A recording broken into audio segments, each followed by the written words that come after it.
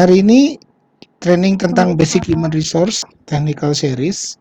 Perkenalkan, saya Johar Utomo. Mohon maaf kalau yang sudah kenal, mudah-mudahan tidak membosankan. Saya trainer dan konsultan HR di HR Indo Society. Saya kerja di accounting di awalnya, kemudian karena diberi tugas payroll, jadi saya malah tertarik untuk mengerjakan payroll dan fungsi HR lainnya. Sejak 2007 sampai sekarang saya masuk ke dunia training dan konsultan. Sekarang kita bahas Basic HR Technical Series, benefit untuk karyawan. Ya. Jadi berbasis dari hierarki kebutuhan Maslow. Pertama, ada kebutuhan fisiologis, ya, secara fisik. Ya.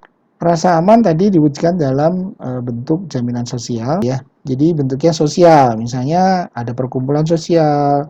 Berikutnya ada penghargaan. Nah, penghargaan bentuknya lain lagi, ya, mencapai misalnya penjualan tertinggi, gitu ya. Lalu ada aktualisasi diri, ada sebuah kepercayaan, ya, untuk kita bisa menunjukkan kemampuan diri kita.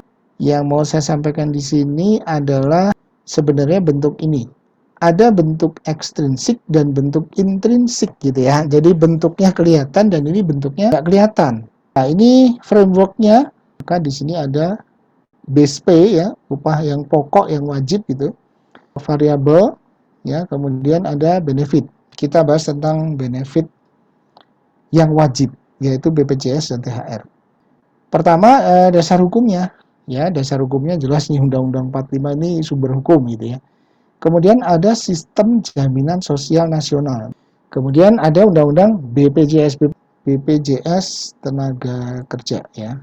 Pertama, jaminan kecelakaan kerja itu memberikan perlindungan atas risiko kecelakaan dalam hubungan kerja. Jaminan kematian, ya, memberikan manfaat uang tunai yang diberikan pada ahli warisnya ketika peserta meninggal dunia bukan kecelakaan kerja, ya.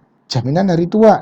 Program jaminan sosial untuk menjamin agar peserta menerima uang tunai apabila memasuki masa pensiun, mengalami cacat total, tetap, atau meninggal dunia. Jaminan sosial yang bertujuan mempertahankan derajat kehidupan yang layak bagi peserta atau ahli warisnya. Ya, jaminan kehilangan pekerjaan. Dasarnya adalah Undang-Undang Cipta Kerja, gitu ya.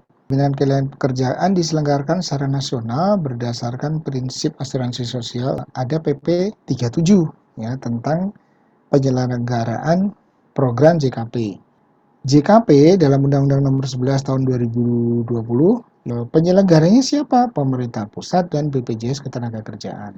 Pesertanya siapa? Setiap orang yang telah membayar iuran. Ya, pendanaannya dari mana? Modal awal pemerintah 6 triliun dan rekomposisi iuran. Manfaat programnya ada pelatihan kerja. Ya. Kemudian ini jenis manfaatnya, ada bukti pemutusan hubungan kerja. Iurannya itu 0,46%. Ini contohnya JKK, ya, jumlah iurannya ditanggung perusahaan, ya. JKM ditanggung perusahaan, JHT 5,7 sampai 3,7. Contohnya ini 5 juta nih. Baik, THR itu benefit, ya, namanya benefit, ya. Contohnya nih, kalau diresainkan sebelum H-15, apakah tetap dapat THR? Hubungan kerjanya adalah PKWTT, PHK oleh pengusaha 3 hari sebelum hari raya, maka berhak. Sedangkan kalau resign bukan termasuk PHK yang dilakukan oleh pengusaha, ya, melainkan oleh pekerja sendiri, maka ia tidak berhak atas THR. Jika ada pekerja harian lepas, nah itu dapat THR juga atau enggak ya Pak? Dan kalaupun dapat, bagaimana cara penghitungannya? Pekerja harian lepas, ya, statusnya karyawan. Ya, pekerja harian lepas itu harusnya buat perjanjian kerja waktu tertentu. Lalu berapa jumlahnya? Kita menghitungnya upah sebulan, Bu. Insentif dan bonus, ya, kita masuk ke sini. Mau kasih lihat dulu Excel-nya, ya. Kalau karyawan itu gajinya masih 4,5, jadi di bawah 9 juta aja, ya, itu perhitungannya nggak masalah. Ini juga sudah saya kasih rumus-rumus, Bapak Ibu tinggal masukkan di sini. Itu mungkin yang sudah bisa saya sampaikan. Semoga bermanfaat. Mohon maaf kalau ada kekurangan dalam penyampaiannya. Saya mau foto dulu, ya, Bapak Ibu, foto. 1, 2, 3. Sebentar, ya, saya pindahkan dulu. 1, 2, 3. Makasih, Ibu.